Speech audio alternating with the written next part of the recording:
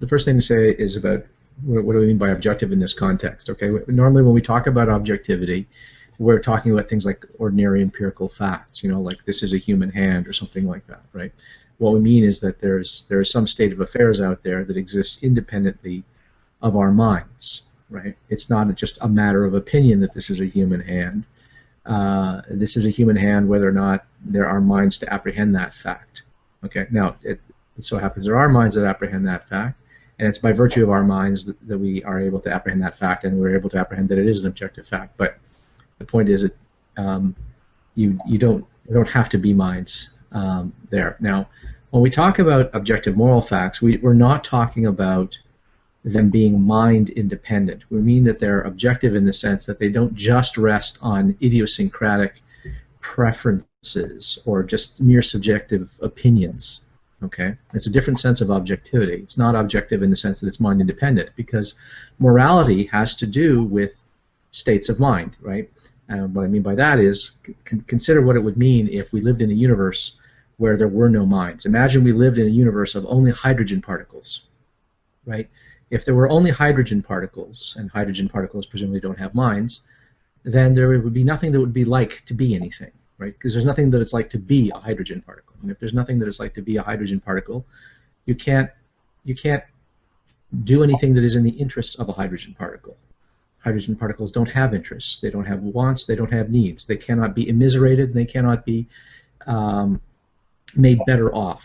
Okay, nothing matters to a hydrogen particle, right? And if we lived in a universe where there were organisms, but they had no minds. Let's say there were organisms like us, but they were zombies. They literally had no thoughts, no feelings, no emotions, no desires, no beliefs, no perceptual experiences. They were just, completely inanimate robots lumbering around. They looked like they had minds, but they didn't have minds. Even in a universe like that, okay, morality wouldn't arise because nothing could matter to such systems, right? But we live in a universe where there are organisms that do think and feel. There's something that it's like to be a lobster. Probably not much that it's like to be a lobster, but there's something that it's like to be a lobster. And there's something that it's like to be a dog, and there's something that it's like to be DPR Jones. And you can be immiserated. You can have qualitative mental states, qualitatively different mental states. You can be made happier or worse off.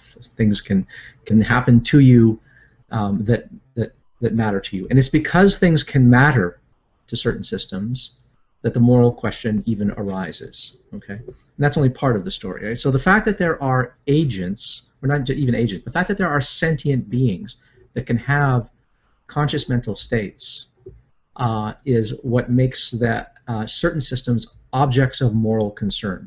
Notice that rocks are not objects of moral concern. We're not worried at all about, how a rock feels when I step on it, right? There's nothing that's like to be a rock. Okay. Now, what this means, though, is that when we're talking about the objectivity of morality, clearly we're not divorcing morality from mind. Because if there were no minds, there'd be no morality. So the whole question of objective morality is a different sense of objective, in that it's not, by objective we don't mean entirely independent of minds. Morality clearly depends on there being minds, okay? But it's objective in the sense that it's not merely just some preferences that we have, okay? It's not just a matter of private opinion that you like something or don't like something, or approve or disapprove of something, okay? When we are making a moral claim, we are trying to describe a state of affairs that we think ought not to be the case, or ought to be the case, right? Whether you're saying something, you approve of something or disapprove of something. So, if I say that such and such is a good and virtuous act, or if I say that such and such a thing is a wrongful act, I think I'm saying something about the person, and I think specifically I think I'm saying something about the action of a person. I'm saying something about an action.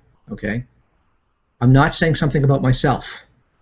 I'm saying something about the action. When I say that is wrong, it's not autobiographical. It is in fact true that I think that it is wrong. So, that part is subjective. But whether or not it is wrong is going to depend on things that have nothing to do with me. Okay? That is, they don't have to do with me particularly. It's not my judging them to be wrong that makes them wrong. If it was my judging them that made them wrong, right? If it was my judging something to be wrong that made it wrong, then that would be subjective. That would be the pernicious sense of subjectivity that we'd be worried about. But that's not what we're talking about here. We're talking about, when we're talking about objectivity, we're saying is that, yes, it's mind dependent, but it's not, but the moral facts are not exhaustively determined by my opinion.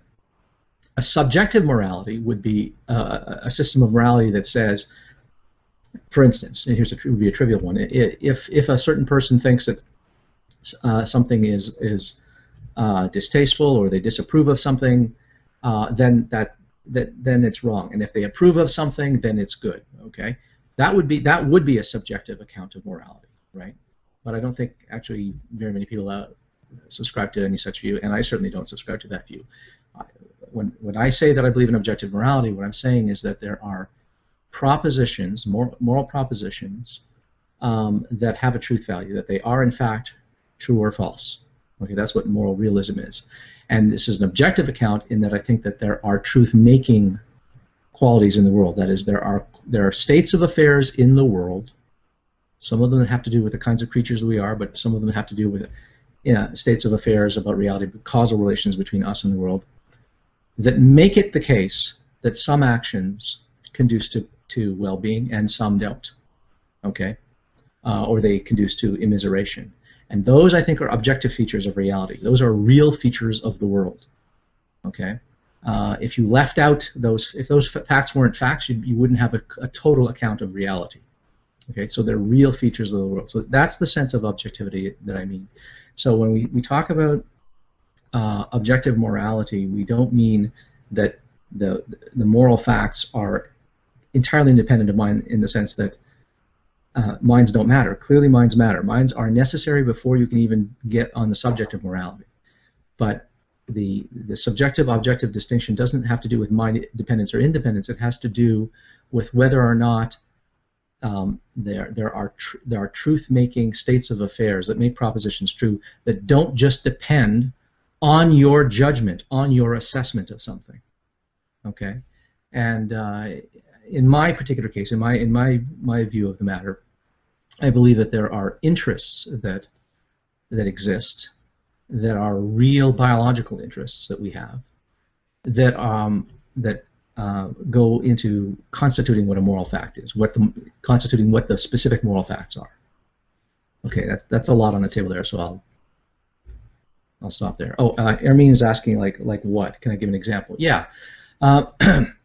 Wanton cruelty, inflicting harm on another object of moral concern, on another system that can experience harm, that can be harmed, that can be made to suffer, simply for the sake of doing so. I think that would be an immoral act, and that'll always be an immoral act. Right? Now you can say, well, yes, but can't I imagine situations where it would be good? Well, if you're imagining some situation where there would be certain consequences that you think would mitigate against that, you're not imagining the action as I described it or as I defined it. And cruelty would be doing something for the sake of harming the organism or the system in question. Okay, as opposed to I am harming someone, but I'm doing it for some other reason, not for the sake of harming. But I think if you harm something for the sake of harming it, right, that's cruel, and I think that's always going to be wrong, and I can't think of an exception to it. I can't think of a state of affairs that would make it right.